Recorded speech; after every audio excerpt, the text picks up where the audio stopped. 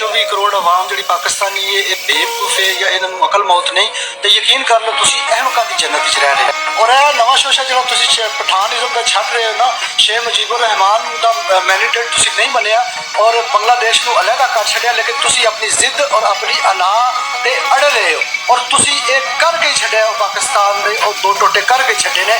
और ये भाई 24 करोड़ आवाम को इस गल का हुण पता।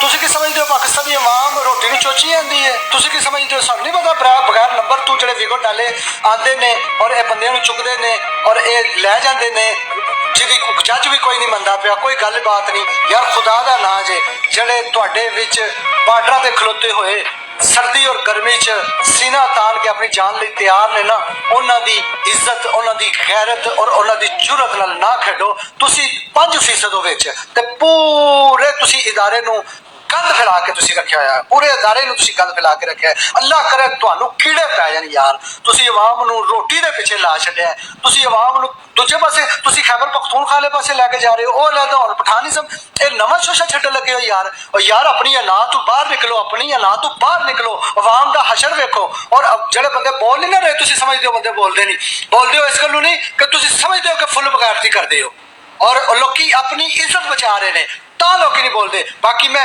कसम खुदा दी पूरे ईमान नाल गल आना वा कि 24 करोड़ आवाम नूं तुहाडा ये गंदा चेहरा नजर आ गया है और जान छड़ दो, इलेक्शन करवा दो।